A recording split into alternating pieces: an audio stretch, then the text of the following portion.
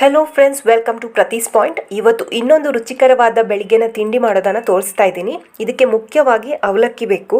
ಅವಲಕ್ಕಿಯನ್ನು ಚೆನ್ನಾಗಿ ನೀರಲ್ಲಿ ವಾಶ್ ಮಾಡಿಕೊಂಡು ಒಂದು ಸ್ವಲ್ಪ ನೀರು ಹಾಕಿ ಒಂದು 20 ಮಿನಿಟ್ಸ್ ನೀರಲ್ಲಿ ನೆನೆಸಿಟ್ಕೋಬೇಕು.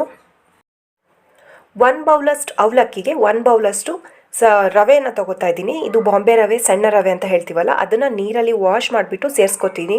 ಇದನ್ನು ಕೂಡ 10 ಮಿನಿಟ್ಸ್ ಬಿಡಬೇಕು. ಅದರ ನಂತರ ನಾನಿಲ್ಲಿ 1-2 ಸ್ಪೂನ್ ಸಕ್ಕರೆ ಹಾಕೋತಾ ಇದ್ದೀನಿ. ನೀವು ಬೇಕಿದ್ರೆ ಬೆಲ್ಲ ಯೂಸ್ ಮಾಡ್ಬೋದು, ಇಲ್ಲಾಂದರೆ ಬೇಡ ಅಂದರೆ ಸ್ಕಿಪ್ ಕೂಡ ಮಾಡ್ಬೋದು. ಒಂದು ಚಿಕ್ಕ ಬೌಲಲ್ಲಿ ಗೋಧಿ ಹಿಟ್ಟನ್ನು ತಗೋತಿದ್ದೀನಿ. ಇದು ಬೈಂಡಿಂಗೋಸ್ಕರ, ಸ್ವಲ್ಪ ಹಿಟ್ಟು ಕೂಡ ದಪ್ಪ ಆಗಿ ತಿಕ್ಕಾಗಲಿ ಅನ್ನೋ ಕಾರಣಕ್ಕೋಸ್ಕರ ಯೂಸ್ ಮಾಡ್ತಿದ್ದೀನಿ.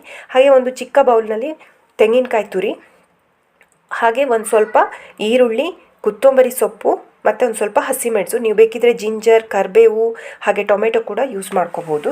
ಇದನ್ನೆಲ್ಲನೂ ಚೆನ್ನಾಗಿ ಮಿಕ್ಸ್ ಮಾಡಿ ರುಚಿಗೆ ತಕ್ಕಷ್ಟು ಉಪ್ಪು ಹಾಕ್ಕೊಂಡ್ರೆ ಹಿಟ್ಟು ರೆಡಿ ಆಗುತ್ತೆ.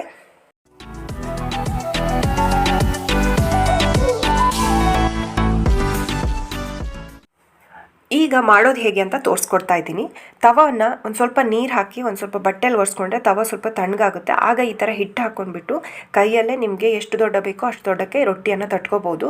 ನಿಮಗೆ ಬಾಳೆ ಎಲೆ ಸಿಗುತ್ತೆ ಅಂದರೆ ಬಾಳೆ ಎಲೆಯಲ್ಲಿ ಕೂಡ ಮಾಡ್ಕೋಬೋದು.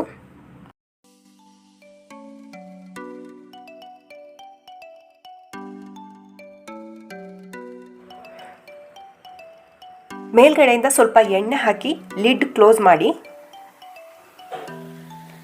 ಇದನ್ನ ತಿರುಗಿಸಿ ಕೂಡ ಹಾಕಿ ಚೆನ್ನಾಗಿ ಕುಕ್ ಮಾಡಿ. 2 ಸೈಡ್ ಕುಕ್ ಆದಾಗ ಪರ್ಫೆಕ್ಟಾಗಿ ಬೆಳಗಿನ ಬ್ರೇಕ್ಫಾಸ್ಟ್ ರೆಡಿ ಆಗುತ್ತೆ. ನೀವು ಕೂಡ ಒಮ್ಮೆ ಟ್ರೈ ಮಾಡಿ, ಹಾಗೆ ಹೇಗಾಗಿದೆ ಅಂತ ಕಮೆಂಟಲ್ಲಿ ತಿಳಿಸಿ.